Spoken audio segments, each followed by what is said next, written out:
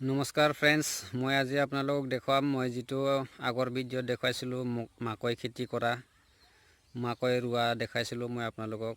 মই আজি দেখুৱাম মাকৈ, সেই মাকৈ ৰোৱা এতিয়া বৰ্তমান সম্পূৰ্ণৰূপে গাজি উঠিছে আৰু যিহেতু খৰাঙৰ কাৰণে অলপ সময় লেট হ'ল, মাটি একদম শুকান থকাৰ কাৰণে গজালি দিব পৰা নাছিল। এতিয়া বৰষুণ পাই মানে অতি সুন্দৰভাৱে গজালি দিয়া দেখা পাব। আপোনালোকে চাব আৰু প্ৰথমৰ পৰা চাই লাষ্টলৈকে চাব ভিডিঅ'টো আৰু লাইক কৰিব, শ্বেয়াৰ কৰিব, ছাবস্ক্ৰাইব কৰি দিব। আহক আমি ভিডিঅ'টো ষ্টাৰ্ট কৰোঁ।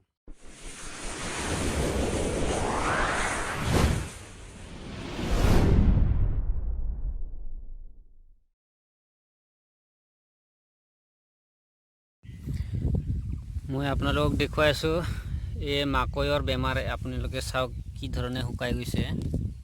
এয়া অলপতে উঘালি মৰি গ'ল। এয়া কি কাৰণে এনেকুৱা বেমাৰ লাগিছে এইটো মই ধৰিব পৰা নাই। এতিয়া এইটোৰ কাৰণে বহুতে এনেকুৱা হৈ যাব নেকি। কিছুমান জাগাত গজাই নাই, এইটো এটা আছে, ইয়াতে নাই। এইবিলাকতো ঠিকেই আছে বৰ্তমান। এইটো দাগ লাগি আছে কিবা বেমাৰৰ দৰে।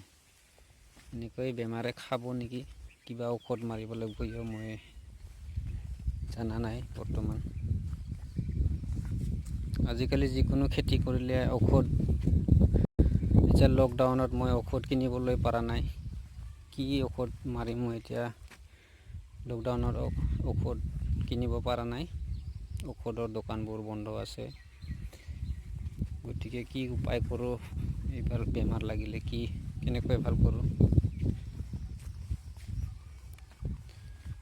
এনেকৈ মৰি যাই থাকিব নেকি এটা এটা কৰি?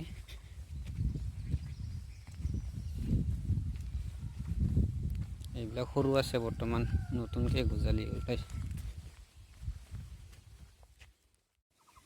এয়া মই আপোনালোকক দেখুৱাইছোঁ মোৰ মাকৈ খেতি।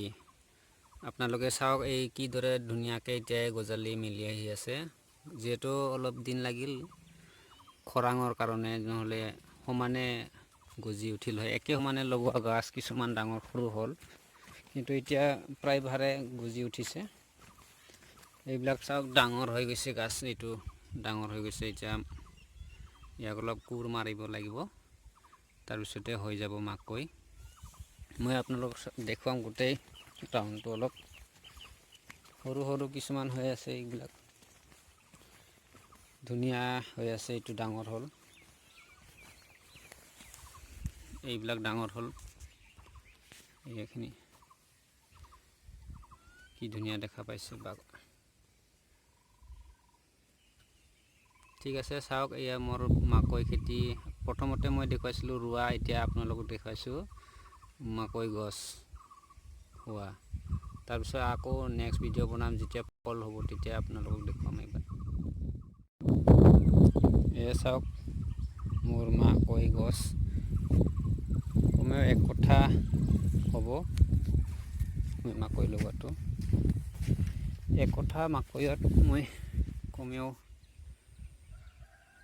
যদি ভালদৰে হয় তেতিয়াহ'লে অলপ ইনকাম কৰিব পাৰিম।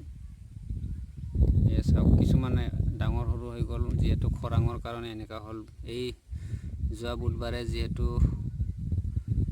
বতাহ বৰষুণ দিয়াতে অলপ এতিয়া ভাল হৈ আহিল। ঠিক আছে, আপোনালোকে চাওক মোৰ ভিডিঅ' আৰু লাইক কৰিব, শ্বেয়াৰ কৰিব। যিহেতু মই নিজৰ কষ্ট কৰা যিটো কাম মই আপোনালোকক দেখুৱাইছোঁ, অতি কষ্টৰে মই এইখিনি খেতি উঠাইছোঁ। আপোনালোকে চাব আৰু শ্বেয়াৰ কৰিব, লাইক কৰিব, ছাবস্ক্ৰাইব কৰি দিব চেনেলটো।